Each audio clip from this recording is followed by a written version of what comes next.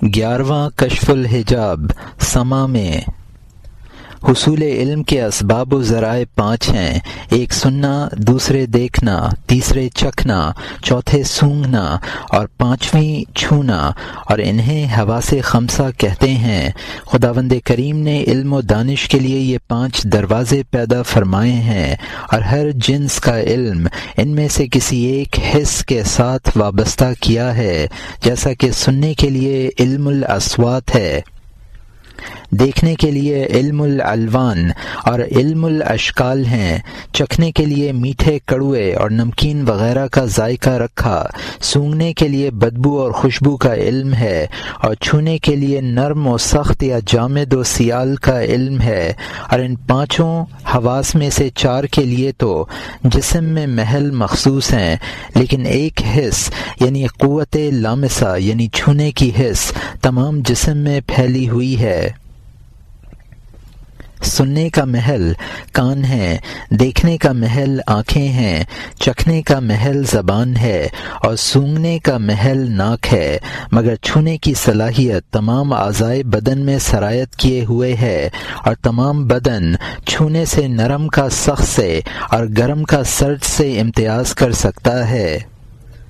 مختلف علوم کے نادرات و عجائبات کو دیکھنا، خوشبودار اور فرحت بخش چیزوں کو سونگھنا، عمدہ و لذیذ نعمتوں کو چکھنا، مترنم اور خوشگوار آوازوں کا سننا قدرت کے عظیم الشان عطیات ہیں، اور ان کا استعمال خداوند کریم کی ذات و صفات اور معرفت کی جانب رہنمائی کرتا ہے، کیونکہ بندہ آخر کار جان لیتا ہے کہ یہ دنیا محدث ہے، فانی ہے، اور محل تغیرات کا ہے،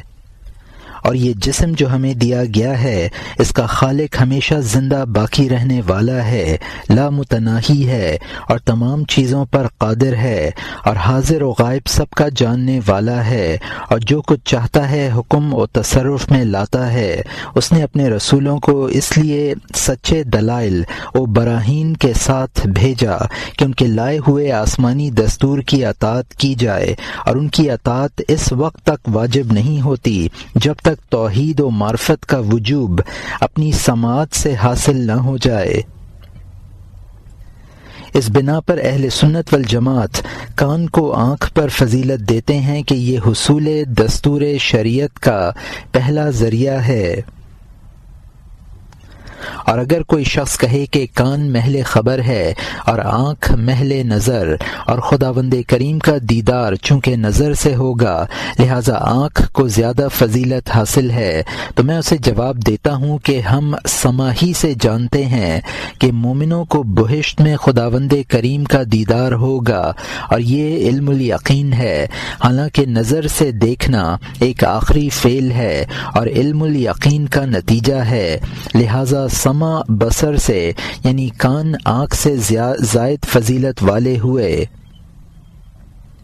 نیز شریعت کے تمام احکام سماع پر مبنی ہیں، اور دنیا میں جتنے بھی انبیاء تشریف لائے انہوں نے پہلے احکام الہی لوگوں کو سنائے، اور پھر وہ ایمان لائے، پھر انہوں نے لوگوں کو معجزے دکھائے، اور معجزات دیکھنے اور ان کی تصدیق کرنے میں بھی سماع کی تائید ساتھ تھی، اور ان دلائل کے پیش نظر جس کسی نے سماع کی اہمیت و افادیت کا انکار کیا اس نے تمام شریعت کا انکار کیا۔ اب میں قوت سماع سے متعلق تمام امور کو اختصار سے بیان کروں گا۔ قرآن مجید کا سننا اور اس کے متعلقات دنیا میں تمام سننے والی چیزوں سے جو دل و دماغ میں قوت و فروغ پیدا کریں، یقین و ایمان میں توانائی لائیں، انسان کو صحیح و مستند علم بخشیں، اور علم اشیاء اور عرفان کائنات کا حیات افروز درس دیں۔ قرآن کریم کا رتبہ بدرجہ بلند ہے، کیونکہ سننے کی دیگر چیزیں خواہ وہ نثر میں ہوں یا نظم میں بہرکیف مخلوقات کی پیداوار ہوں گی، لیکن قرآن اول تا آخر وحی الہی ہے، ہر لحاظ سے مستند و معتمد ہے اور ہر ممکن خطا سے منزہ ہے۔ بس اس کلام مقدس کا سننا نہ صرف روح و قلب کی حیات ابدی ہے بلکہ اس میں دنیا و عقبہ کی تمام سعادتیں مضمر ہیں۔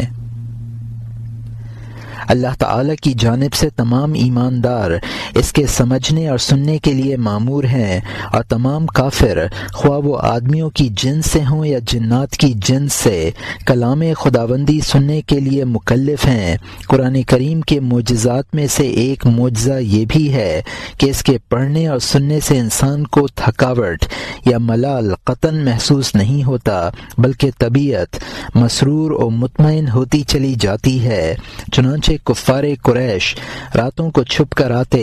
اور حضرت صلی اللہ علیہ وسلم نماز میں جو قرآن تلاوت فرماتے وہ اسے بڑے ذوق و شوق کے ساتھ سنتے اور اس کی فصاحت و بلاغت اور رقت انگیزی پر متعجب ہوتے۔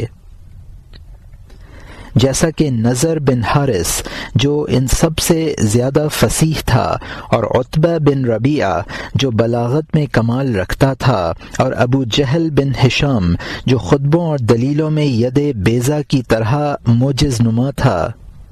اور انہی کی مانند اور بھی بہت سے ہیں۔ حتیٰ کہ ایک رات جب حضرت صلی اللہ علیہ وسلم قرآن کی تلاوت فرما رہے تھے تو عتبہ بے ہوش ہو کر گر پڑا اور ابو جہل کو کہنے لگا کہ اب مجھے یقین ہو چکا ہے کہ یہ انسانی کلام نہیں۔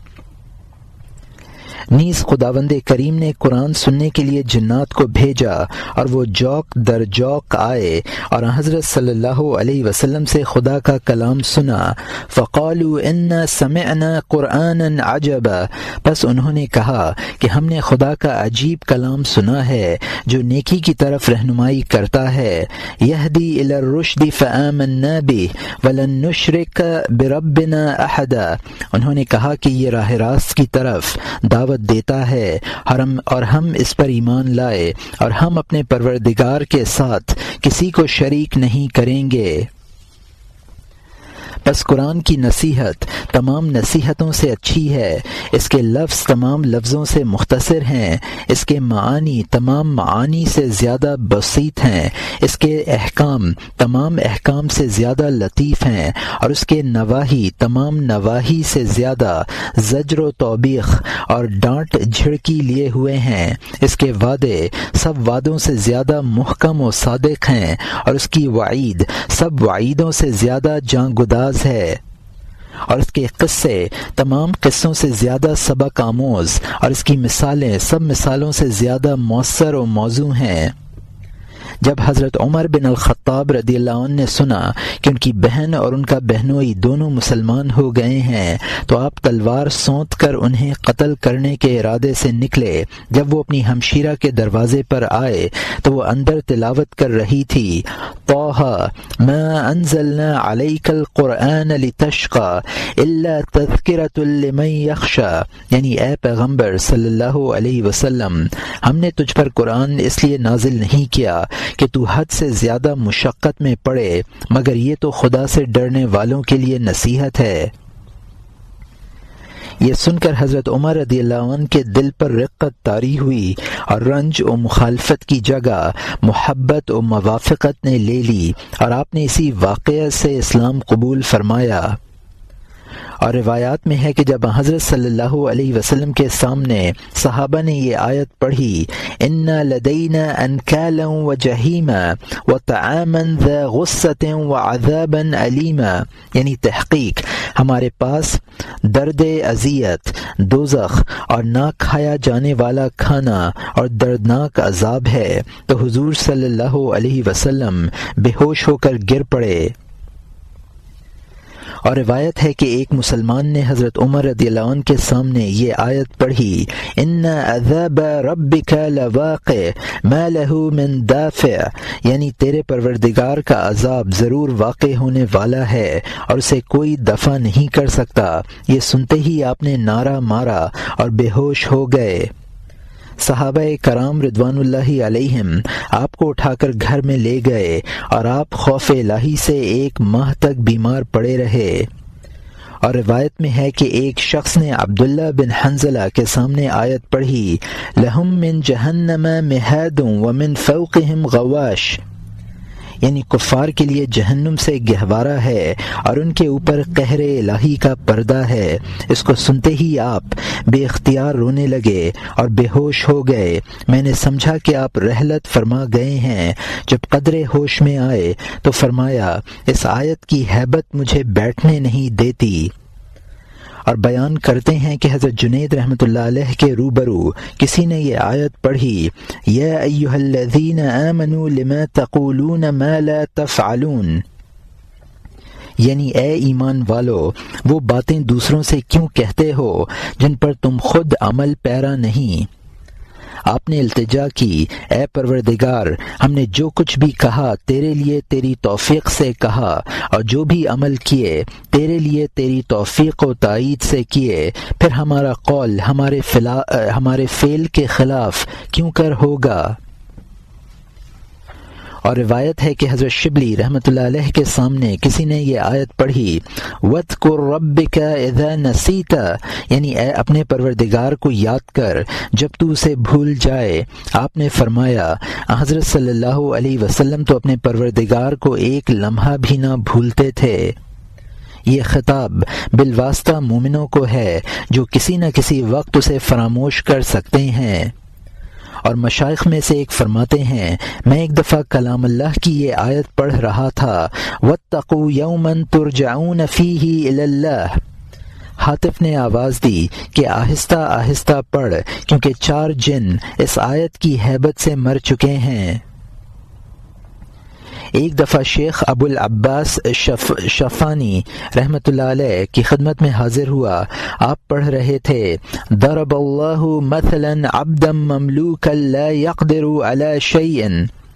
یعنی مثال دی اللہ نے مملوک بندہ کی جو کسی چیز پر قدرت نہیں رکھتا، اور روئے جاتے تھے یہاں تک کہ آپ نے نعرہ مارا اور گر پڑے۔ میں نے سمجھا کہ دنیا سے رخصت ہو چکے ہیں۔ میں نے کہا، اے شیخ، یہ کیا حالت ہے؟ آپ نے فرمایا، 11 سال سے میرا درد یہیں تک ہے اور اس آیت سے آگے نہیں گزر سکتا۔ روایت میں ہے کہ ابو العباس عطا رحمۃ اللہ علیہ نے ابو القاسم قاری رحمۃ اللہ علیہ سے فرمایا کہ ایک آیت شریفہ پڑھ۔ انہوں نے پڑھا، یا ایھا العزیز مسنا واہلنا الضر وجئنا ببضاعۃ مزجاۃ، یعنی اے وزیر مصر، ہم کو اور ہمارے اہل و عیال کو تکلیف پہنچی ہے اور ہمارے پاس غلہ خریدنے کے لیے اثاثہ بہت تھوڑا ہے۔ آپ نے فرمایا، آیت پڑھ۔ انہوں نے پڑھی، قالوا ان يسرق فقد سرق اخ له من قبل، یعنی انہوں نے کہا کہ اگر اس نے چوری کی ہے تو اس سے پہلے اس کے بھائی نے بھی چوری کی تھی۔ پھر آپ نے فرمایا، اور آیت پڑھ۔ انہوں نے پڑھی، لا تثریب علیکم اليوم یغفر اللہ لکم، یعنی یوسف علیہ السلام نے اپنے حاسد بھائیوں سے کہا، آج تم پر میری جانب سے کوئی گرفت و ملامت نہیں ہے، اللہ تعالی سب کو معاف فرمائے۔ یہ آیت شریفہ سن کر ابو العباس شفانی رحمۃ اللہ علیہ نے فرمایا، اے پروردگار، میں تو اپنے گناہوں کے باعث برادران یوسف علیہ السلام سے بھی بدتر ہوں، اور تو لطف و کرم میں حضرت یوسف علیہ السلام سے کہیں بلند و بالا ہے، بس تو میرے ساتھ وہی معاملہ فرما جو یوسف علیہ السلام نے اپنے بھائیوں سے کیا۔ اور تمام اہل اسلام، خواہ وہ مطیع ہوں یا نافرمان، قرآن کریم کے سننے پر مامور ہیں، کیونکہ اللہ تعالی نے فرمایا، وَإِذَا قُرِئَ الْقُرْآنُ فَاسْتَمِعُوا لَهُ وَأَنصِتُوا لَعَلَّكُمْ تُرْحَمُونَ، یعنی اے مسلمانوں، جس وقت قرآن مجید پڑھا جائے تو تم نہایت توجہ اور یکسوئی سے اس کو سنو اور خاموش رہو تاکہ خدا تم پر رحم فرمائے۔ نیز فرمایا، فبشر عبادی الذین یستمعون القول فیتبعون احسنہ، یعنی اے پیغمبر صلی اللہ علیہ وسلم، ان بندوں کو خوشخبری دیجیے جو کلام اللہ کو غور سے سنتے ہیں اور بہترین طریق پر اس کے احکام کی تعمیل کرتے ہیں۔ نیز فرمایا الذین اذا ذکر اللہ وجلت قلوبہم، یعنی مومن وہ لوگ ہیں کہ جب اللہ کا ذکر ان کے سامنے کیا جائے تو ان کے دل خوف الہی سے کانپ اٹھتے ہیں۔ نیز حق تعالی نے اپنے ذکر الہی کو سکون و اطمینان کا بہترین ذریعہ فرمایا۔ الذین آمنوا وتطمئن قلوبهم بذکر اللہ الا بذکر اللہ تطمئن القلوب، یعنی جو ایماندار ہیں ان کے دل تو اللہ کے ذکر ہی سے مطمئن ہوتے ہیں، اور یاد رکھیے کہ اطمینان قلب کا واحد ذریعہ ذکر الہی ہے۔ اور اس کی مثل بہت سی آیات ہیں جو قرآن مجید کے سننے سنانے اور ذکر الہی کی اہمیت پر افادیت و دلالت کرتی ہیں، اور پھر اس کے برعکس ان لوگوں کے متعلق جو کلام اللہ کو سنتے ہیں لیکن اسے دل کی طرف راہ نہیں دیتے۔ خداوند کریم نے فرمایا ختم اللہ علی قلوبہم وعلی سمعہم وعلی ابصارہم غشاوہ، یعنی اللہ تعالی نے کفار کی بغاوت و انحراف کے باعث ان کے دلوں پر، ان کے کانوں پر اور ان کی آنکھوں پر مہریں لگا دی ہیں، اور ان کی آنکھوں پر غفلت کے پردے پڑے ہوئے ہیں۔ نیز فرمایا لا تکونوا کالذین قالوا سمعنا وهم لا يسمعون، یعنی اے مسلمانوں تم ان لوگوں کی مانند نہ ہو جانا جنہوں نے کہا کہ ہم نے کلام اللہ کو سنا حالانکہ وہ غور سے سنتے ہی نہیں۔ اور حضرت صلی اللہ علیہ وسلم نے ابن مسعود سے فرمایا اے ابن مسعود تو مجھے قرآن مجید سنا۔ ابن مسعود رضی اللہ عنہ نے عرض کی یا رسول اللہ میں آپ کو قرآن پڑھ کر سناؤں حالانکہ قرآن آپ پر نازل کیا گیا ہے؟ حضرت صلی اللہ علیہ وسلم نے فرمایا میں اوروں سے قرآن سننے کو محبوب رکھتا ہوں۔ یہ اس امر پر واضح دلیل ہے کہ سننے کی خواہش کرنے والا قاری سے بہت کامل الحال ہوتا ہے، کیونکہ حضور صلی اللہ علیہ وسلم نے فرمایا کہ میں اوروں سے قرآن سننے کو بہت محبوب رکھتا ہوں۔ نیز حضرت صلی اللہ علیہ وسلم نے فرمایا مجھے تو سورہ ہود کی سماعت نے بوڑھا کر دیا، اور یہ اس وجہ سے تھا کہ سورہ ہود کے آخر میں آیت نازل ہوئی فاستقم کما امرت، یعنی شریعت پر اسی طرح استقامت اختیار کر جس طرح تجھے حکم دیا گیا، اور استقامت سراسر توفیق الہی سے ہے۔ لہذا حضور متحیر اور غمزدہ ہوئے کہ پروردگار میں تیری توفیق و اعانت کے بغیر حق استقامت کیوں کر ادا کر سکوں گا؟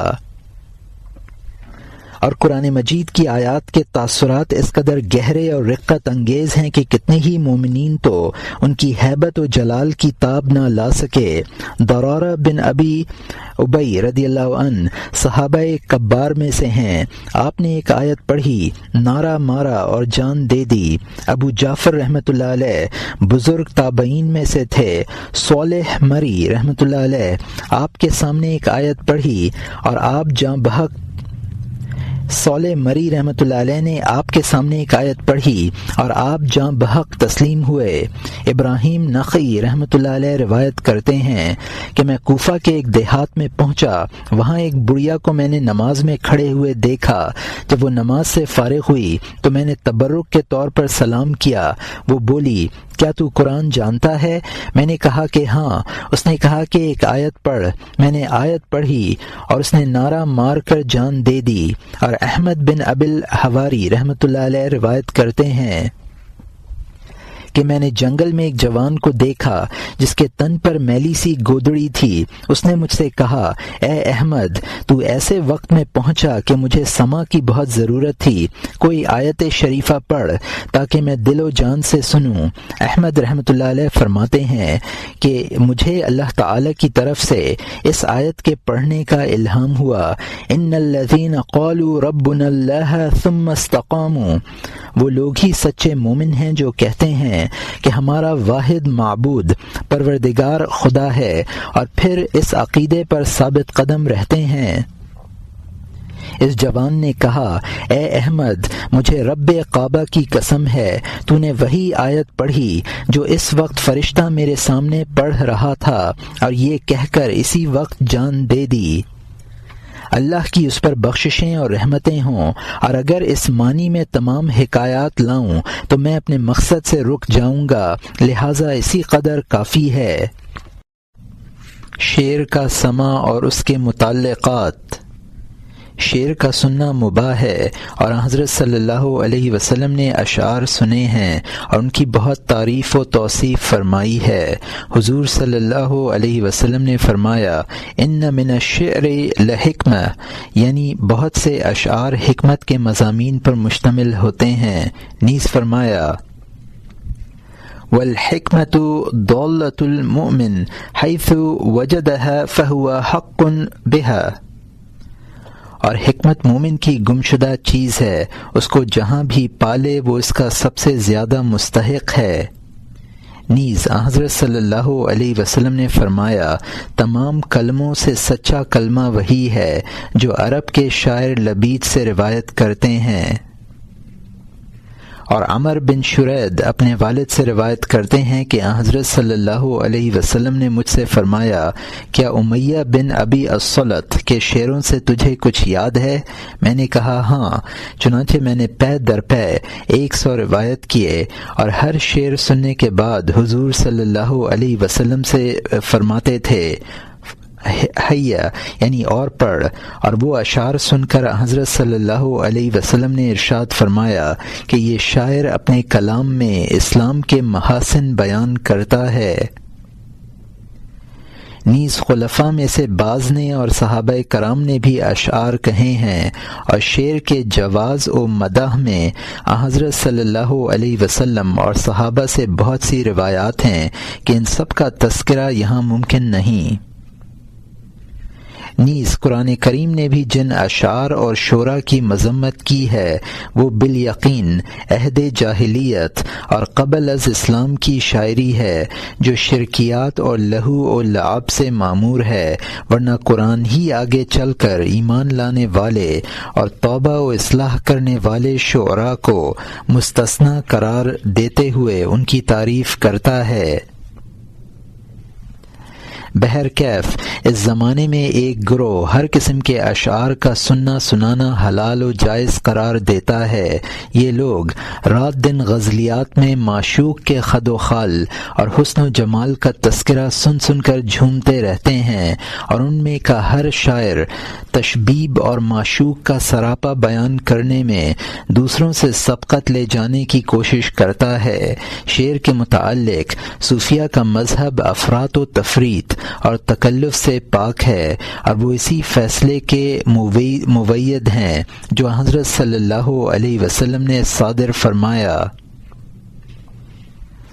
حضور صلی اللہ علیہ وسلم سے شعر کے جواز و عدم جواز کے متعلق سوال کیا گیا تو آپ نے فرمایا، انہ کلام فحسبنہ حسن وقبیح قبیح، قبیحہ قبیح، یعنی شعر ایک کلام ہے، اور اس کلام میں سے جو کچھ اچھا ہے وہ اچھا ہے، اور جو کچھ برا ہے وہ برا ہے۔ یعنی مستحسن باتوں کا نثر میں سننا حلال و جائز ہے، مثلا خداوند کریم کی آیات سے استدلال کرنا، اسلامیات و ایمانیات کی وضاحت کرنا، اخلاق عالیہ کا درس دینا، خالق کائنات کے شواہد و معارف پر نظر کرنا، تو انہی باتوں کو نظم میں کہنا اور سن لینا بھی بالکل حلال و جائز ہوگا۔ اسی طرح شرکیات، بدعات اور فسق و فجور اور محرمات شرعی کا تذکرہ جس طرح نثر میں حرام ہے ویسے ہی نظم میں ناجائز ہوگا، اور اگر لہو و لعب اور فسق و فجور کو اللہ تعالی کی معرفت کا ذریعہ سمجھ کر بیان کیا جائے، جیسا کہ فاسقوں کے گروہ کا عقیدہ ہے، اور جو حسن پرستی میں رات دن مشغول رہتے ہیں، تو پھر شرعیت بالکل محمل اور بے مقصد چیز ہو کر رہ جائے گی۔ نیز محرمات کے متعلق شریعت کی تمام حدود ساقط ہو جاتی ہیں، اور یہ واضح گمراہی ہے جس کو شعر و شاعری میں دخل نہیں دینا چاہیے۔ اور جس وقت جاہل صوفیوں نے اہل طریقت میں سے مستغرقین، مستمعین کو دیکھا کہ وہ سما کرتے ہیں تو انہوں نے اس کے آداب و شرائط سمجھے بغیر کہہ دیا کہ سما ہر حال میں حلال ہے، اگر حلال نہ ہوتا تو یہ لوگ نہ کرتے، مگر ان جہلاء نے ظاہر کی تقلید میں پڑھ کر باطن کو بالکل چھوڑ دیا، حتیٰ کہ وہ خود گمراہ ہوئے اور بے نظم و ضبط سما کر کے انہوں نے اکثر مسلمانوں کو گمراہ کیا۔ پس سما میں بھی اچھے برے اشعار یعنی حسب شریعت اشعار اور خلاف شریعت اشعار کا ضرور لحاظ رکھنا چاہیے اور تخریبی قسم کے کلام سے پرہیز چاہیے، ورنہ قلب و دماغ مقدر ہو جائیں گے۔ سما کے احکام: جو شخص یہ کہے کہ مجھے مزامیر یعنی مختلف قسم کے ساز جو حسن صوت میں معاون ہوتے ہیں، خوشگوار آواز اور نغمہ و ترنم اچھے نہیں لگتے، وہ یا تو جھوٹ بولتا ہے یا منافق ہے یا اس میں حس لطیف ہی بالکل مفقود ہے۔ ایسا آدمی اپنی بے حسی اور کور ذوقی کے باعث جانوروں اور چوپایوں سے بھی بدتر ہے۔ پس اختلاف طبائع کے لحاظ سے سما کے احکام بھی مختلف ہیں، اور اگر کوئی شخص تمام لوگوں کو ایک ہی حکم میں رکھے تو یہ صریح حماقت ہے۔ سما کے خواہش مند دو گروہ پر منقسم کیے گئے ہیں، ایک تو وہ ہیں جو فقط معانی کو سنتے ہیں اور الفاظ و صوت کو چندہ اہمیت نہیں دیتے، اور دوسرے وہ جو حسن الفاظ و نغمہ و صوت کے عاشق ہیں لیکن معانی کو چندہ توجہ نہیں دیتے، اور ان دو اسباب سے فائدے بھی ہیں اور آفات بھی، کیونکہ حسین و خوشگوار آوازوں کے سننے سے جو معنی اور جذبات لوگوں کی طباع میں جوش مارتے ہیں، اگر وہ حق ہوں تو طبیعت میں حق زور پکڑتا ہے، اور اگر وہ باطل ہوں تو طبیعت میں باطل راسخ ہوتا ہے۔ اگر کسی شخص کی اصل طبع میں فساد ہو تو وہ جو کچھ بھی سنے گا سب فساد ہوگا، لیکن جس شخص کی اصل طبع میں خیر و نیکی ہوگی وہ جو کچھ سنے گا وہ بھی خیر ہی ہوگا۔ اور یہ معانی حضرت داؤد علیہ السلام کے قصے میں آئے ہیں کہ جب حق تعالی نے ان کو اپنا خلیفہ بنایا اور ان کو انتہا درجے کی خوش آوازی عطا فرمائی تو ان کی آواز سے پہاڑ بھی نرم ہو کر بہہ جاتے تھے، اور وحوش و طیور جنگلوں سے نکل کر اس آواز کے سما پر جمع ہو جاتے تھے اور اپنی صفات طبعی کو بھی بھول جاتے تھے۔ ان کی خوش الحانی پر چلتے ہوئے دریا ٹھہر جاتے تھے اور پرندے اڑتے ہوئے گر پڑتے تھے۔ آثار میں مروی ہے کہ جس جنگل میں حضرت داؤد نغمہ سرائی فرماتے تھے، ایک ماہ تک وہاں کی مخلوق کوئی چیز نہ کھاتی تھی، بچے روتے نہیں تھے اور نہ ہی دودھ پیتے تھے، اور جب مخلوق وہاں سے واپس ہوتی تو بہت سے آدمی آپ کے لحن و کلام کی لذت اور سرور سے مر جاتے تھے۔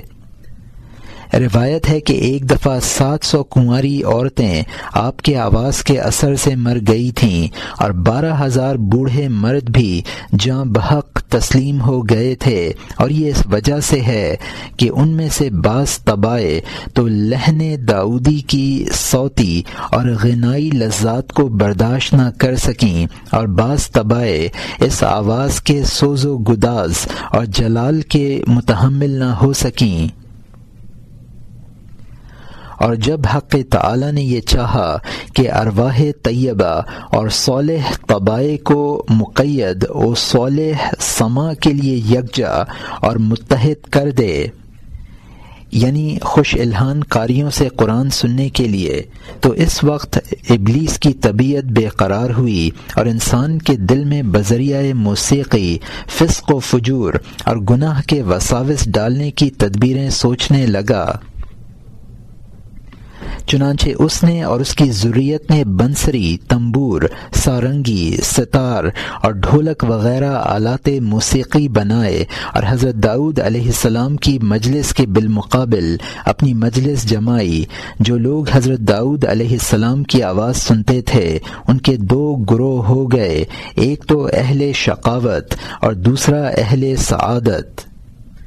جو لوگ ازلی طور پر شقی اور بدبخت تھے وہ ابلیس کے سازوں کی طرف مائل ہوئے اور ہوتے رہیں گے، لیکن جو لوگ سعادت مند تھے وہ حضرت داؤد علیہ السلام کی آواز کے دلدادہ رہے اور ہمیشہ رہیں گے، یعنی روحانی، ربانی اور الوہی ترنم کی حیات افروز سریں۔ جو لوگ صاحبان معنی تھے ان کو آواز داؤد کے سوا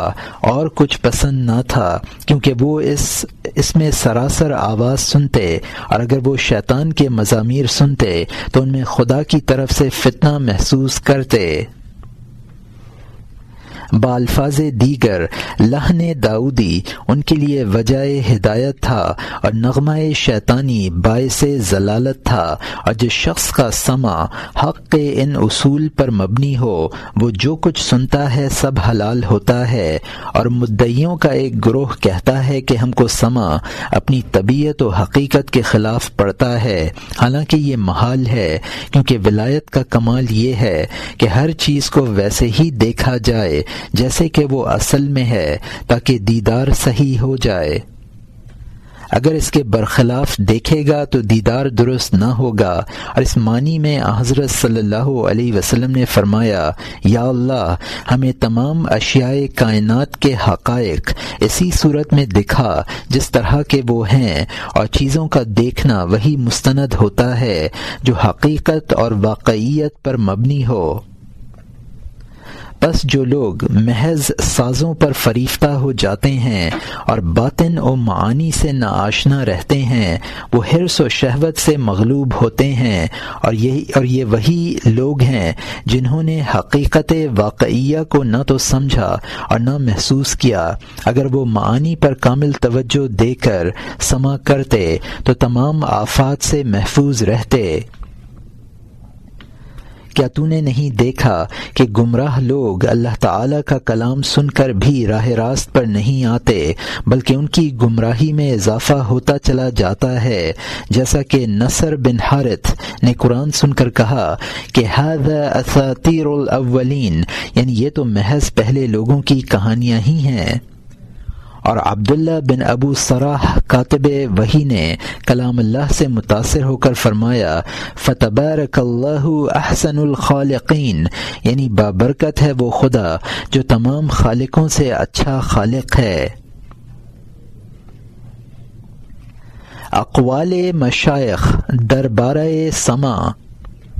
سماع کے متعلق مشائخ کے کلمات بہت لطیف ہیں، اور یہ کتاب ان سب کی متحمل نہیں ہو سکتی۔ میں اختصار سے کام لیتے ہوئے چند اقوال نقل کرتا ہوں۔ حضرت ذوالنون مصری رحمۃ اللہ علیہ فرماتے ہیں، سماع حق تعالی کی واردات میں سے ہے، اور اس سے دل کی امنگیں اور خواہشیں ابھرتی ہیں۔ جو شخص اس کو حق کے ساتھ سنتا ہے وہ حق کی راہ پا لیتا ہے، اور جو شخص ہوا و ہوس سے نفسانی کے ساتھ سنتا ہے وہ زندیقی یعنی بے دینی میں پڑ جاتا ہے۔ اس قول سے قائل کی مراد یہ نہیں ہے کہ سماع کو خدا کے وصل کی علت ٹھہرا دیا جائے، بلکہ اس کی مراد یہ ہے کہ سننے والے کو سماع معنی حق کے ساتھ سننا چاہیے، اور محض مغنی کے لے اور سازوں کی حسین آواز پر کان نہیں رکھنا چاہیے، اور بوقت سماعت اتنی محویت ہو کہ اس کا دل حق کی واردات کا محل بن جائے۔ بس جب وہ معانی دل میں اترتے ہیں تو دل میں جوش حق پیدا کرتے ہیں، کیونکہ وہ سماع میں حق کے تابع ہوتا ہے، لہذا وہ مکاشف ہوگا، اور بخلاف اس کے جو شخص محض حسن صوتی اور لذت نفسانی میں ڈوبا رہے گا وہ معانی اور کشف سے محجوب ہوگا۔ اور حضرت شبلی رحمۃ اللہ علیہ فرماتے ہیں، سماع کا ظاہر فتنہ ہے اور اس کا باطن سراسر عبرت ہے، اور جو لوگ اہل باطن ہیں ان کو سماع سے عبرت حاصل ہوتی ہے، ورنہ ان کے علاوہ دیگر شائقین سماع عموماً نفس کے فتنوں میں مبتلا ہو جاتے ہیں، اور مشائخ میں سے ایک فرماتے ہیں سما اس کے آداب سے سنا جائے تو وہ اسرار الہی کی طرف رہنمائی کرتا ہے تاکہ اس سے ہمیشہ کے لیے حق کے ساتھ حاضر رہیں۔ اور میرے شیخ نے فرمایا سما محجور اور دور افتادہ لوگوں کی زاد راہ ہے، کیونکہ جس شخص کو وصل ہو گیا اسے سما کی ضرورت ہی نہ ہوگی۔ حضرت حضرمی رحمۃ اللہ علیہ فرماتے ہیں میں سما کو کیا کہوں کہ جب مغنی خاموش ہوتا ہے تو وہ خود بھی وجد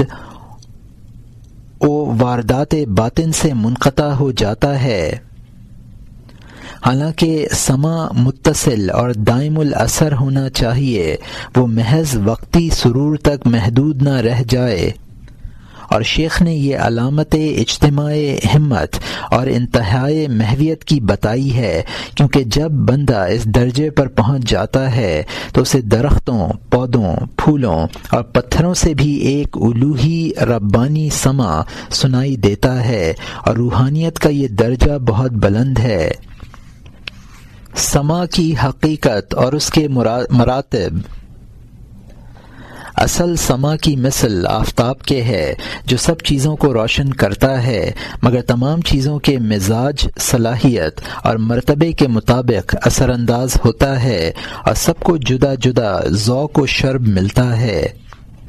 آفتاب کسی چیز میں حدث و تمازت پیدا کرتا ہے، کسی میں التہاب لاتا ہے، کسی کو پگھال دیتا ہے، کسی کے نور و تجلی میں اضافہ کرتا ہے، کسی کو قوس قزح کے سے رنگ عطا کرتا ہے، کسی میں تازگی اور قوت نمو کا طوفان برپا کرتا ہے، اور کتنے ہی جاندار اور بے جاندار عناصر ہیں جنہیں خواب سے عالم بیداری میں لے آتا ہے۔ بالکل اسی طرح سما کے سننے والے بھی مختلف مدارج، مختلف طبائع اور مختلف استعدادیں رکھتے ہیں۔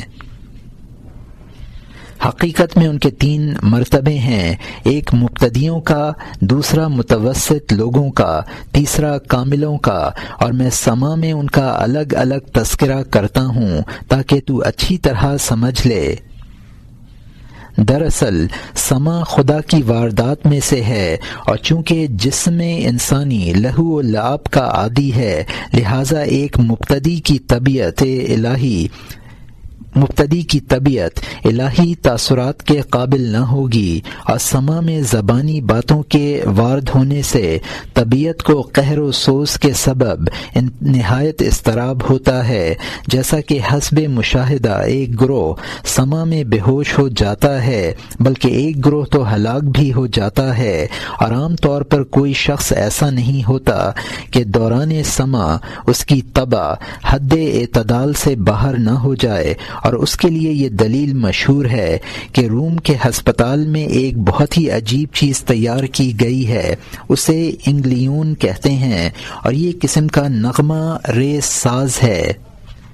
یونانی لوگ ہر عجیب چیز کو انگلیون کے نام سے یاد کرتے ہیں، یہاں تک کہ آسمانی صحائف کو بھی انگلیون کہتے ہیں، اور بیماروں کو ہفتے میں 2 دن اس جگہ رکھتے ہیں جہاں وہ باجا ہے، اور اس کو بیمار کی بیماری کے اندازے پر بجانا شروع کرتے ہیں۔ بیمار اس کو سنتا ہے اور اس کے تاثرات سے بتدریج صحت یاب ہوتا ہے۔ نیز جب کسی لاعلاج مریض کو مارنے کا قصد کرتے ہیں تو اسے زیادہ عرصے تک وہاں رکھتے ہیں، یہاں تک کہ وہ اس کی آواز سن کر ہلاک ہو جاتا ہے۔ لیکن اتباع اسی ساز کو ہمیشہ سنتے ہیں اور ان پر کوئی ضرر رساں اثر ظاہر نہیں ہوتا، کیونکہ وہ ان کی طبع کے موافق واقع ہوا ہے، اور وہ مبتدیوں کی طبیعت کے سخت مخالف ہے، کیونکہ وہ اس کے متحمل نہیں ہو سکتے۔ نیز ہندوستان میں نے سنا کہ زہر قاتل میں کیڑا پیدا ہو رہا ہے، اور اس کی زندگی اسی زہر کے ساتھ وابستہ تھی، کیونکہ وہ خود سب کا سب زہر ہی تھا، اور ترکستان کے ایک شہر میں نے دیکھا کہ ایک پہاڑ میں آگ لگی ہوئی تھی اور وہ جلتا تھا، اور اسی آگ کے اندر ایک چوہا تھا۔ جب اس کو آگ سے باہر نکالا گیا تو فوراً مر گیا۔ اور ان مثالوں سے مراد یہ ہے کہ ایک ہی قسم کا سما کسی کے لیے تو پیام حیات ہو سکتا ہے اور کسی کے لیے وجہ موت۔ اس میں مبتدیوں کو اضطراب اس وقت ہوتا ہے جب ان پر بذریعہ سما واردات الہی کا نزول ہوتا ہے اور وہ خام ہونے کے باعث انہیں برداشت نہیں کر سکتے، اور جب وہی اضطراب متواتر ہوتا ہے تو مبتدی اس کے عادی ہو جاتے ہیں اور بے خود نہیں ہوتے۔ کیا تم نے غور نہیں کیا کہ جب جبرائیل علیہ السلام ابتدا میں تشریف لائے تو حضرت صلی اللہ علیہ وسلم میں ان کے دیکھنے کی تاب بھی نہ تھی، اور جب منتہی ہوئے تو جبرائیل علیہ السلام ایک ساعت بھی نہ آتے تو آپ تنگ دل اور بے چین ہو جاتے۔ اور اس معنی پر بہت سے دلائل ہیں۔ مشہور ہے کہ حضرت جنید رحمۃ اللہ علیہ کا ایک مرید سما میں بہت تڑپتا تھا اور دیگر درویش اس کے حال سے مضطرب تھے۔ انہوں نے شیخ کی خدمت میں شکایت کی۔ شیخ نے اس مرید سے کہا، اگر تو اس کے بعد سما میں اس قدر بے قراری کا اظہار کرے گا تو میں تجھے اپنی صحبت میں نہ رکھوں گا۔ ابو محمد جریری رحمۃ اللہ علیہ فرماتے ہیں کہ میں نے بعد ازاں سما میں اسی درویش کو دیکھا کہ وہ بتقاضۂ ادب خاموش تھا، لیکن اس کے بدن کے ہر بال سے چشمہ جاری تھا، حتیٰ کہ وہ بے ہوش ہو گیا اور ایک دن ویسے ہی بے ہوش رہا۔ نیز کہتے ہیں کہ مجذوب مرد نے سما میں نعرہ مارا اور سر زانو پر رکھ لیا۔ اہل مجلس نے پاس جا کر دیکھا اور وہ فوت ہو چکا تھا۔ شیخ ابو مسلم فارس رحمۃ اللہ علیہ فرماتے ہیں کہ ایک درویش سما میں اضطراب کرتا تھا۔ ایک شخص نے اس کے سر پر ہاتھ رکھ کر کہا کہ بیٹھ جاؤ۔ اس کا بیٹھنا تھا کہ ساتھی جان رخصت ہو گئی۔ نیز حضرت جنید رحمۃ اللہ علیہ فرماتے ہیں کہ میں نے ایک درویش کو دیکھا کہ اس نے سما میں جان دی۔ ان حکایات کا فائدہ یہ ہے کہ مرید کو سما کے غلبے میں ایسا مقدس حال آنا چاہیے جس سے متاثر ہو کر فاسق لوگ فسق سے باز آئیں، اور اس زمانے میں فاسقوں کا ایک گروہ سما میں حاضر ہوتا ہے۔ یہ لوگ کہتے ہیں کہ ہم حق کے ساتھ سما کرتے ہیں، حالانکہ وہ بذریعہ سما گناہ کے کاموں میں زیادہ حریص ہوتے ہیں اور سما ان کی تباہی کا باعث ہوتا ہے۔ اور حضرت جنید رحمۃ اللہ علیہ سے استفسار کیا گیا کہ اگر ہم کلیسا میں اس نیت سے جائیں کہ وہاں شرک و کفر کے اعمال دیکھ کر اسلام کی نعمت پر خدا کا شکر بجا لائیں تو یہ جائز ہوگا یا نہیں؟ آپ نے فرمایا، اگر تم کلیسا میں جانا چاہتے ہو تو جاؤ، لیکن جب تم اس سے باہر نکلو تو ان کے چند آدمیوں کو مشرف با اسلام کر کے ہمراہ لاؤ، ورنہ کلیسا میں مت جاؤ۔ اور ابو علی رودباری رحمۃ اللہ علیہ فرماتے ہیں کہ ایک درویش کو میں نے دیکھا جو مغنی کی آواز میں محو ہو رہا تھا، اور میں نے سنا کہ وہ غمناک آواز میں کہہ رہا تھا، خضوع کرنا اس شخص کے لیے مفید ہے جس نے سرود سننے میں معرفت اور بخشش سے کام لیا۔ یہ کہتے ہی اس نے نعرہ مارا اور زمین پر گر پڑا۔ جب میں اس کے پاس گیا تو وہ فوت ہو چکا تھا۔ ایک شیخ فرماتے ہیں کہ میں حضرت ابراہیم خواص رحمۃ اللہ علیہ کے ہمراہ سفر کر رہا تھا۔ راستے میں ایک پہاڑی سلسلہ دیکھ کر بہت سرور پیدا ہوا، اور میں نے اشعار پڑھے جن کا مفہوم یہ ہے کہ لوگوں میں میرا عاشق ہونا ثابت ہو چکا ہے، بغیر اس کے کہ میں کس ہستی پر عاشق ہوں۔ انسان کی ذات میں ویسے تو کوئی چیز اچھی نہیں، لیکن اس میں بہترین چیز اس کی خوبصورت اور مترنم آواز ہے۔ مجھے آپ نے فرمایا کہ یہ بیت دوبارہ پڑھ۔ میں نے پھر پڑھے تو حضرت ابراہیم خواص رحمۃ اللہ علیہ نے وجد و مستی کی حالت میں چند قدم زمین پر مارے۔ جب میں نے خوب غور سے دیکھا تو پتھروں پر جہاں جہاں قدم پڑے تھے وہ ایسے معلوم ہوتے تھے جیسے پگھلی ہوئی موم پر پڑے ہیں اور اس میں دھس گئے ہیں، حتیٰ کہ آپ بے ہوش ہو کر گر پڑے۔ جب ہوش میں آئے تو مجھ سے فرمایا کہ میں بہشت کے باغ میں گیا ہوا تھا جسے تو نہیں دیکھ سکتا، اور سما کے موجز نما اثر پر اس قسم کی حکایات اس قدر ہیں کہ یہ کتاب ان کی متحمل نہیں ہو سکتی۔ صوفیہ کا ایک گروہ خوش الہانی کے ساتھ کلام اللہ کا سنانا تو جائز سمجھتا ہے، لیکن اس کے علاوہ اور کسی چیز کو بھی نغمہ و ترنم سے غنائی رنگ میں سننا جائز نہیں رکھتا، کیونکہ ان کے نزدیک دیگر چیزیں ہوس انگیز اور سبب فتنہ ہو سکتی ہیں، اور وہ سما سے اپنے مریدوں کو منع کرتے رہے ہیں اور خود بھی پرہیز کرتے رہے ہیں، اور اس بات کی تائید میں انہوں نے غلو سے کام لیا ہے۔ اور ان میں سے ایک گروہ تو سما کے حرام ہونے میں روایتیں لاتا ہے، اور اس معاملے میں وہ سلف صالحین کا پیرو ہے۔ مثلاً حضرت صلی اللہ علیہ وسلم نے حسان بن ثابت رضی اللہ عنہ کی کنیز کو نغمہ و سرود کرنے سے ڈانٹا اور تنبیہ کی، اور حضرت عمر رضی اللہ عنہ نے ایک صحابی کو نغمہ سرائی کرنے کی وجہ سے درے لگائے، اور حضرت علی رضی اللہ عنہ نے امیر معاویہ کا اسی بنا پر انکار کیا کہ اس کے پاس گانے والی لونڈیاں ہیں، اور آپ نے حضرت حسن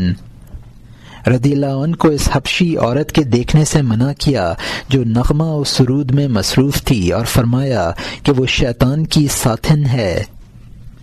اور اس کی مانند حرمت سما میں اور بھی بہت سی روایات ہیں۔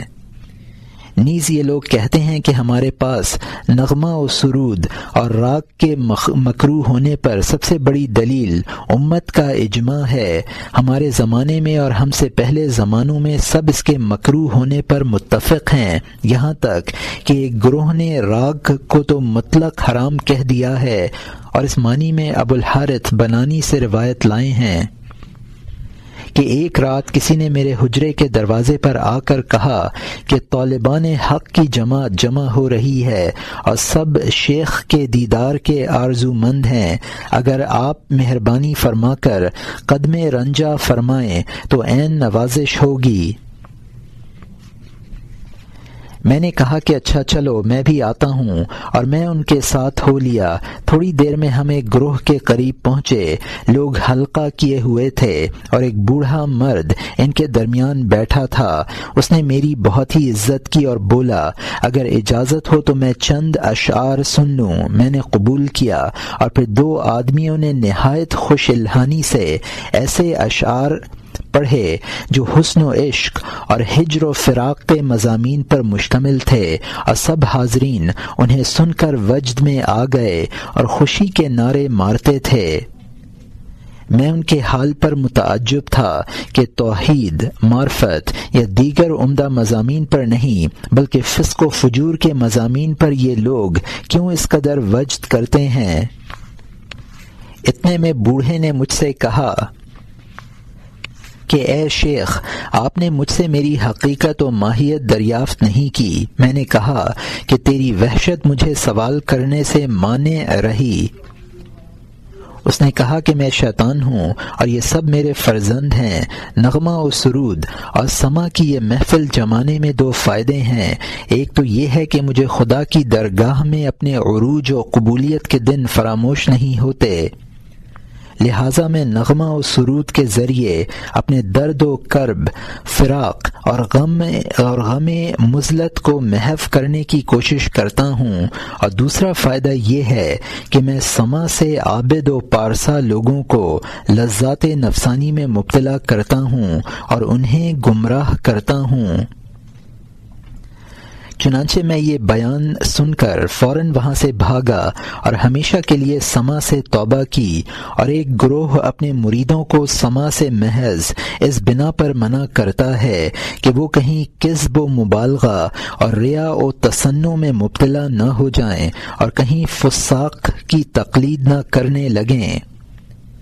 اور حضرت جنید رحمۃ اللہ علیہ سے مروی ہے کہ آپ نے ایک ایک مرید کو اس کی توبہ کی کے ابتدائی وقت میں تلقین فرمائی کہ اگر تو اپنے دین کو سلامت رکھنا چاہتا ہے تو اپنی توبہ میں ثابت قدمی کا خواہاں ہے تو جب تک نوجوان ہے سما میں ہرگز شامل نہ ہونا اور اس کا منکر رہنا، اور جب تو بوڑھا ہو جائے تو تقوی کو اپنا شعار بنانا اور فقط الہی چیزوں کی سماعت کرنا۔ اور ایک گروہ کہتا ہے کہ سما کی دو قسمیں ہیں، ایک لاہی اور دوسرا الہی۔ لاہی کے معنی ہیں لہو و لعب اور محض حظ نفس کا کھیل تماشا، اور الہی کے معنی ہیں ربانی، یعنی جسے سراسر حق سے تعلق ہو۔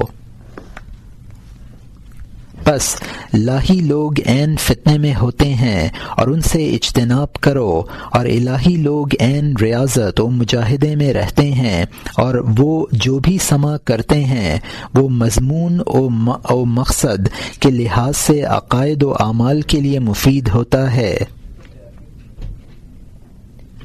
اور اس گروہ کا غنا محض ہزل سرائی نہیں،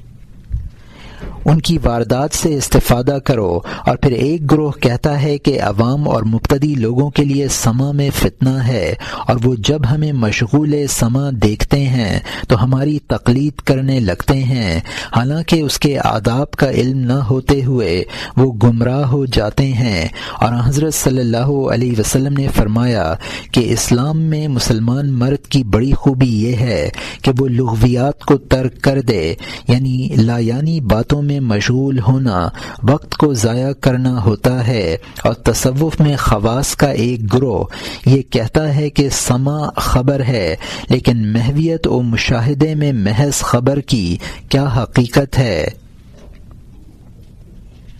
لہذا سما بچوں کا مشغلہ ہے۔ سما کے یہ احکام میں نے مختصر طور پر بیان کیے ہیں۔ اب اس ذیل میں وجد، وجود اور تواجد کا ذکر کیا جاتا ہے، وباللہ التوفیق۔ وجد، وجود اور تواجد کا بیان۔ وجد اور وجود دونوں مصدر ہیں، اور وجد و وجود سے صوفیہ کا مقصد دو حال ثابت کرنا ہے جو ان پر سما میں وارد ہوتے ہیں۔ ان میں سے ایک تو غم کے قرین ہوتا ہے اور دوسرا مسرت اور حصول مراد کا حامل ہے۔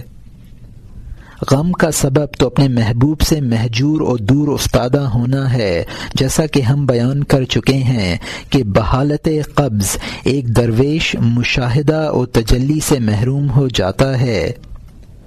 اور عین ذات سے ہجر کا یہ وقفہ اس کے لیے انتہائی اذیت دہ ہوتا ہے، اور دوسرا اپنے محبوب حقیقی سے واصل ہونا اور اس کے الطاف و تجلیات سے بہرور ہونا، اور لطف بسیط کی یہ کیفیت وجد کی کیفیت ہے جو الفاظ میں بیان نہیں کی جا سکتی، کیونکہ وہ بالمشافہ علم ہے، اور علم کا تحریر یا تقریر سے اظہار نہیں ہو سکتا۔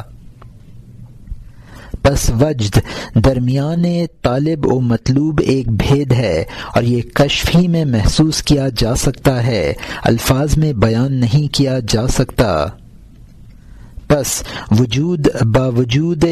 درد و کرب ایک بزرگی ہوتی ہے جو محبوب کی طرف سے محب کو ملتی ہے، اور میرے نزدیک وجد دل کا خوشی یا غم کے تاثرات کو قبول کرنا ہے راحت یا مصیبت کے ذرائع سے، اور پھر تواجد صفت حجاب کی حالت میں ذوق و شوق کے ابھرنے میں مزاج کی ایک کیفیت، ایک حرکت ہوتی ہے، اور مشائخ اس امر میں مختلف ہیں کہ وجد وجود سے زیادہ کامل ہے یا وجود وجد سے زیادہ کامل ہے، اور صوفیہ کا ایک گروہ کہتا ہے کہ وجود مریدوں کی صفت ہے اور وجدانیت عارفوں کی صفت ہے، اور جب عارفوں کا درجہ مریدوں سے بالاتر ہوا تو چاہیے کہ ان کا وصف بھی بالاتر ہو، اور پھر ایک گروہ کہتا ہے کہ وجد مریدوں کا سوز باطن ہے اور وجود محب محبوں کا تحفہ ہے، اور محبوں کا درجہ مریدوں سے بلند چاہیے تاکہ انہیں طمانینت زیادہ حاصل ہو اور جستجو میں اضطراب کم ہو، اور یہ معنی ایک حکایت سے واضح ہوتے ہیں، اور وہ یہ ہے کہ ایک دن حضرت شبلی رحمۃ اللہ علیہ اپنے حال کے جوش میں حضرت جنید رحمۃ اللہ علیہ کے پاس آئے اور ان کی غمناک کیفیت دیکھ کر فرمایا، اے شیخ کیا ہوا ہے؟ آپ نے جواب دیا، جس شخص نے خدا کی طلب کی اس نے اس کو پا لیا۔ حضرت شبلی رحمۃ اللہ علیہ نے فرمایا، نہیں بلکہ یوں کہو کہ جس نے خدا کو پا لیا اس کا اضطراب طلب میں اور بھی بڑھ گیا۔ اور مشائخ نے اس کلام میں اختلاف کیا ہے، کیونکہ ان میں سے ایک نے وجود کی تعریف کی ہے اور دوسرے نے وجود کا خاصہ بتایا ہے، لیکن میرے نزدیک حضرت جنید رحمۃ اللہ علیہ کا قول بہتر ہے، کیونکہ جب بندے نے شناخت کر لیا کہ اس کا معبود اس کی جنس سے نہیں ہے تو اس کا غم و اضطراب اور بھی بڑھا، اور مشائخ اس امر پر متفق ہیں کہ سلطان علم سلطان وجد سے زیادہ قوی ہے، کیونکہ جب قوت سلطان وجد کو حاصل ہوگی تو وجد واجد خطرہ کے محل میں ہوگا، لیکن جب قوت سلطان علم کو حاصل ہوگی تو وہ عالم امن و سکون کے محل میں ہوگا۔ اور اس تمام گفتگو سے مراد یہ ہے کہ طالب کو تمام احوال میں شرع اور علم کا پیرو ہونا چاہیے، اس لیے جب بندہ وجد کے ساتھ مغلوب ہوگا تو تکلیف شرعی اس سے اٹھ جائے گی، اور جب تکلیف شرعی اٹھی تو ثواب و عقاب کی پابندی بھی اٹھی۔ اس وقت اس کا حکم مجنون کا ہوگا، نہ کہ اولیاء اور مقربین جیسا، اور بعینہ یہ معنی حضرت جنید رحمۃ اللہ علیہ کے اس قول کے ہیں کہ منصب و دولت کا حصول یا تو علم کے ساتھ ہے یا درست طرز عمل کے ساتھ، لیکن جو روش علم کے بغیر ہو اگرچہ وہ اچھی ہو پھر بھی جہل و نقص ہوگی، اور علم راسخ اگرچہ عمل کے بغیر ہو مگر پھر بھی وجائے عزت و شرافت ہوگا۔ اور اسی قبیل سے ہے جو کچھ حضرت بایزید رحمۃ اللہ علیہ نے فرمایا،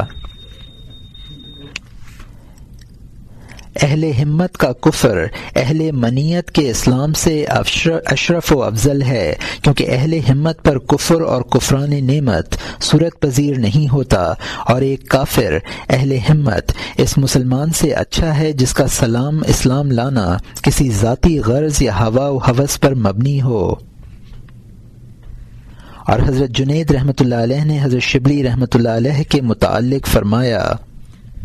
شبلی رحمۃ اللہ علیہ مستی کے حالت میں ہے، اگر وہ ہوش کی حالت میں ہوتا تو وہ خدا سے بہت زیادہ ڈرنے والا ہوتا۔ اور حکایات میں مشہور ہے کہ حضرت جنید رحمۃ اللہ علیہ، محمد بن مسروق رحمۃ اللہ علیہ اور ابو العباس بن عطا ایک جگہ اکٹھے ہو کر قوالی سن رہے تھے، اور قوال کے عارفانہ اشعار پر وجد کرتے تھے، لیکن حضرت جنید رحمۃ اللہ علیہ بغیر کسی حرکت کے خاموش کھڑے ہوئے تھے۔ انہوں نے کہا، اے شیخ تجھ میں اس سما سے کچھ سوز و اثر پیدا نہیں ہوتا؟ حضرت جنید رحمۃ اللہ علیہ نے فوراً برمحل فرمایا، تحسبها جامدة وهي تمر مر السحاب، یعنی تو اسے ساکن و جامد خیال کرتا ہے حالانکہ وہ بادل کی مانند متحرک ہے۔ اور تواجد وجد ہی کے لانے میں ایک تکلف و کوشش ہے، اور یہ خدا کے شواہد کا دل پر پیش کرنا ہے جو وصل و مشاہدہ ذات پر منتج ہوتا ہے، اور ایک گروہ نے رسمی طور پر وجد کے اشاروں کی خوبصورتی اور ظاہری حرکات و سکنات کی پیروی کی ہے، جس میں صداقت اور واقعیت کا کوئی شائبہ نہیں بلکہ محض نقالی ہے جو قطعی حرام ہے، اور وجد سے مشائخ کا مقصد عشق و خلوص اور تزکیہ باطن ہے، نہ کوئی محض حرکات۔ اور حضرت صلی اللہ علیہ وسلم نے فرمایا جو شخص کسی قوم سے مشابہت اختیار کرتا ہے وہ انہی میں سے ہے۔ نیز فرمایا جب تم قرآن کریم کی تلاوت کرو تو رویا کرو، اگر رو نہ سکو تو کوشش سے رو لو۔ یہ حدیث تواجد کے مباح ہونے پر دلیل ہے، اور وجد و تواجد کے موضوع پر گفتگو بہت ہو سکتی ہے، مگر میں اسی پر اکتفا کرتا ہوں۔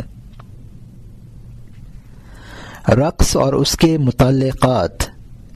شریعت ہو یا طریقت، دونوں میں جواز رقص کی قطعاً کوئی سند نہیں ہے، کیونکہ رقص جب وجد کے ساتھ ہو تو تمام عقل مندوں کے لیے لہو ہوتا ہے، اور جب ہزل کے ساتھ ہو تو لغو ہوتا ہے۔ اور مشائخ میں سے کسی نے بھی رقص کو اچھا نہیں کہا، بلکہ ہر جگہ شدت سے ان کی مذمت کی ہے، اور اسے فسق و فجور اور بدکاری کا ایک واضح ذریعہ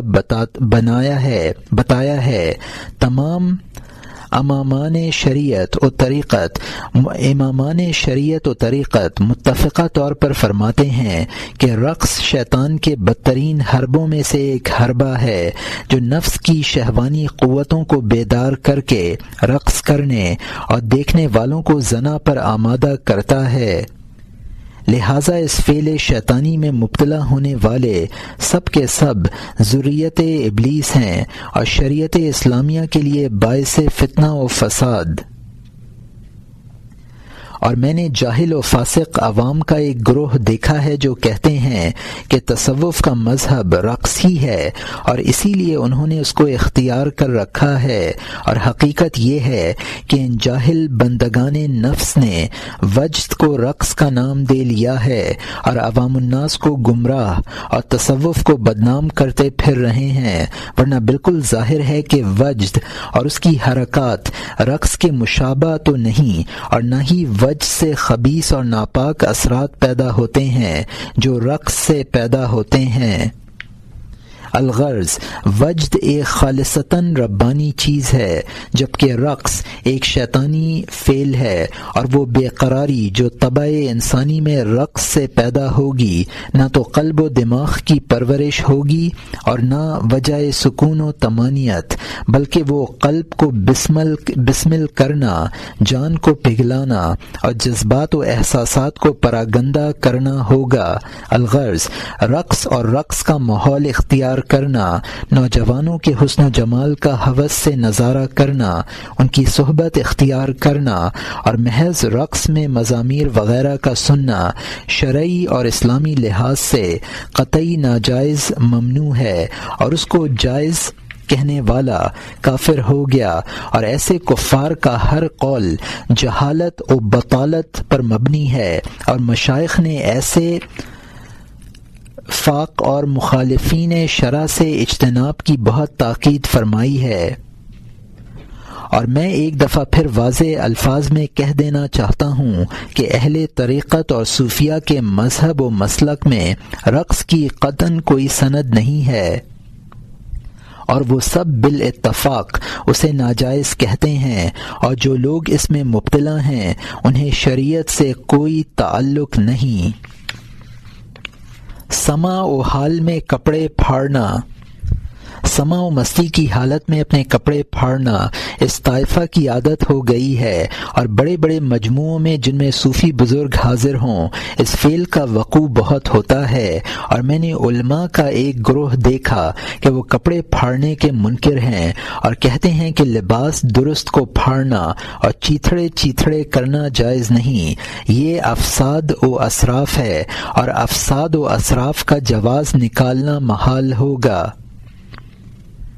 وہ مست سما لوگ اپنے لباس کی آستینیں تریزیں اور جیبیں وغیرہ پھاڑ ڈالتے ہیں اور پھر ہوش میں آنے کے بعد انہیں سی لیتے ہیں۔ ان کے نزدیک کپڑوں کا پھاڑنا اور پھر انہیں سینا قلب مومن کے لیے راحت و طمانینت کا موجب ہے۔ پس لباس کا پھاڑنا طریقت میں کوئی اصل و سند نہیں رکھتا، اور سما میں کسی درویش کو صحت حال اور ہوش و حواس کے دوران ایسا ہرگز نہیں کرنا چاہیے، کیونکہ یہ فعل صریحاً اسراف ہے۔ ہاں، اگر سننے والے پر غلبہ و بے خودی کا عالم طاری ہو اور وہ بے خبری میں قابل خطاب نہ رہے تو کپڑے پھاڑنے میں وہ صرف معذور سمجھا جائے گا، اور یہ کیفیت حال و مستی فرد پر طاری ہو یا جماعت پر، دونوں معذور و بے گناہ ہوں گے۔ اور اس طریق والوں کا لباس پھاڑنا 3 قسم کا ہوتا ہے۔ ایک یہ کہ درویش خود پھاڑے اور وہ سما کی حالت میں غلبہ کے حکم میں ہو۔ دوسرے یہ کہ ایک جماعت یا اصحاب پیشوا پیر و مرشد کے حکم سے اس کے کپڑوں کو پھاڑیں، تو ایک تو کسی گناہ کے استغفار کے طور پر یا وجد و سکر کی حالت میں، اور پھر کپڑے پھاڑنے کی تیسری وجہ محض غنا و سما نہیں، بلکہ یہ حالت خالصتاً عشق الہی کی شدت و مستی ہے، جس میں اہل اللہ کو اپنے تن بدن کا بھی ہوش نہیں رہتا، اور وہ محو ذات ہو کر جلال و عشق میں کپڑے پھاڑنے لگتے ہیں۔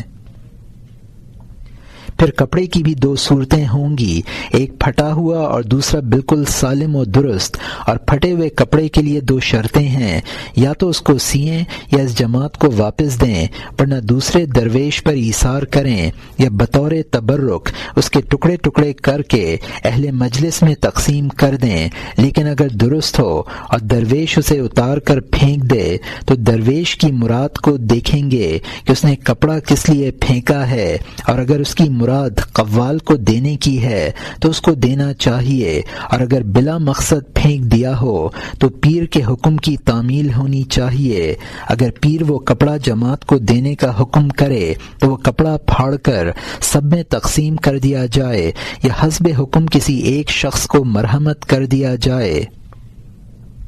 پس اگر درویش کی مراد قوال کو دینے کی ہو تو اصحاب مجلس کی تائید کرے،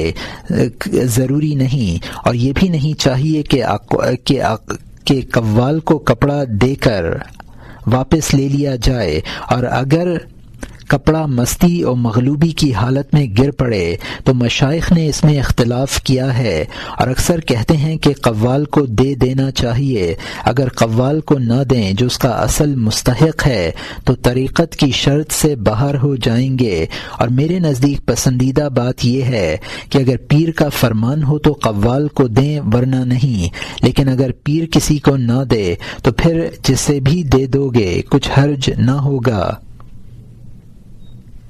سما کے آداب۔ سما کے خاص ادب یہ ہیں کہ جب تک تجھے ضرورت محسوس نہ ہو تو سما نہ کرے، اور اسے عادت کے طور پر بھی اختیار نہ کرے، اور جب سما کرے تو کافی دیر کے بعد کرے تاکہ اس کی تعظیم تیرے دل میں محو نہ ہو،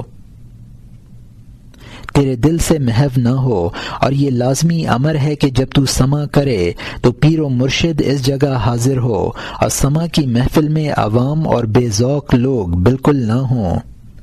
اور پھر قوالوں کے لیے ضروری ہے کہ وہ ماہر فن، صاحب عشق و حال و ذی عزت ہوں، اور سما میں دل تمام مشاغل دنیاوی سے فارغ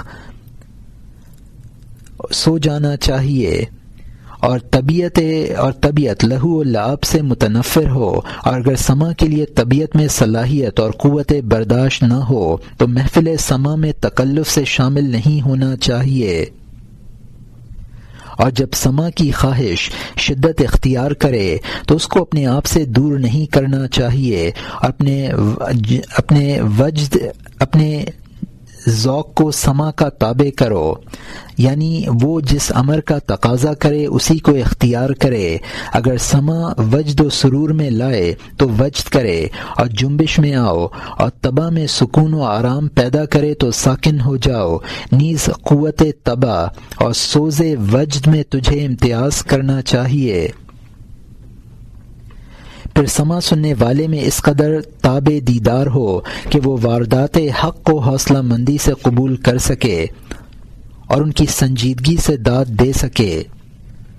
جب سما کا غلبہ دل پر ہو تو بتکلف اس کو اپنے سے دور نہ کرے، اور جب اس کی قوت و شدت ٹوٹ جائے تو تکلف کے ساتھ اس کو جذب نہ کرے، اور چاہیے کہ حرکت وجد کی حالت میں کسی شخص سے بازو پکڑنے اور سہارا دینے کی خواہش نہ رکھے، اور جب کوئی شخص بازو پکڑے تو اسے منع نہ کرے، نیز کسی شخص کے سما میں مداخلت نہ کرے تاکہ اس وقت پراگندہ نہ ہو جائے اور نہ ہی اس کے معاملے میں تصرف کرے۔ اگر قوال اچھا گا رہا ہے تو اسے یہ نہ کہے کہ تو خوش آواز ہے، اور اگر وہ مکروہ و ناگوار آواز میں گا رہا ہے تو اسے برا بھلا نہ کہے اور ملامت نہ کرے، اور اگر قوال گھٹیا قسم کے ناموزوں اشعار آلاپ رہا ہے جس سے طبع میں پراگندی پیدا ہوتی ہو تو اسے یہ نہ کہے کہ اس سے بہتر اشعار پڑھ، اور نہ ہی دل میں اس کے ساتھ عداوت رکھے، معاملہ سپرد خدا کرے اور جو کچھ سن رہا ہے اسی کو اپنے لیے خوشگوار کر لے۔ اگر کوئی جماعت سما سن رہی ہو اور اسے خاص تاثرات و لطائف دستیاب نہ ہوں تو معاملہ سپرد خدا کرے اور صبر و تحمل سے کام لے، اور چاہیے کہ انسان سما سے مستفید ہونے کے لیے مناسب وقت و ماحول کا انتظار کرے، نیز سلطان وقت کے مرتبہ اور وجاہت کو مد نظر رکھے، اور محفل سما میں ایسی کوئی حرکت نہ کرے جو شیوخ و صوفیہ کے احترام کے خلاف ہو۔ میں جو علی بن عثمان جلابی ہوں، مجھے یہ اصول پسند ہے کہ مبتدیوں کو سما میں نہ بٹھایا جائے تاکہ ان کی طبیعت پراگندہ نہ ہو اور اپنی کمزوری و بے حوصلگی سے دیگر سامعین کے ذوق و وجد کو بھی تباہ نہ کریں، کیونکہ مبتدی عموماً ضبط نفس سے عاری ہوتے ہیں اور ہیجان پیدا کرنے والے تاثرات ان کے لیے فتنہ کا باعث بن جاتے ہیں۔ مثلاً عورتیں مکانوں کی چھتوں سے یا کسی اور بلند جگہ سے درویشوں کو سما کی حالت میں دیکھتی ہیں اور اس وجہ سے سخت حجاب پڑتے ہیں اور حضور قلب میں خلل واقع ہوتا ہے۔ نیز چاہیے کہ نوعمر لڑکوں کو بھی محفل میں نہ بٹھائیں، کیونکہ ان سے حالات پراگندہ ہوتے ہیں، کہیں ایسا نہ ہو کہ جاہل صوفی سما کے متعلق ان باتوں میں تصرف کر کے اپنا ایک بے سند مذہب و مسلک تیار کر لیں اور تصوف و طریقت کے لیے بدنامی کا باعث ہوں۔ اور سما میں آج تک جس قدر بھی مشغول رہا ہوں اس کی آفات سے خدا کے حضور استغفار کرتا ہوں اور تمام خلاف شریعت باتوں سے خداوند کریم کے ساتھ پناہ چاہتا ہوں تاکہ اللہ تعالی مجھے نفس کے ظاہری و باطنی فتنوں سے محفوظ رکھے۔ میں اس کتاب کے پڑھنے والوں کو اس کے مندرجات اور تعلیمات پر عمل پیرا ہونے کی تاکید خاص کرتا ہوں۔ وباللہ التوفیق، والحمد للہ رب العالمین، والصلاة والسلام علی رسولہ محمد وآلہ واصحابہ اجمعین۔ یہاں کتاب کشف المحجوب کے اردو ترجمے کا خاتمہ ہوتا ہے۔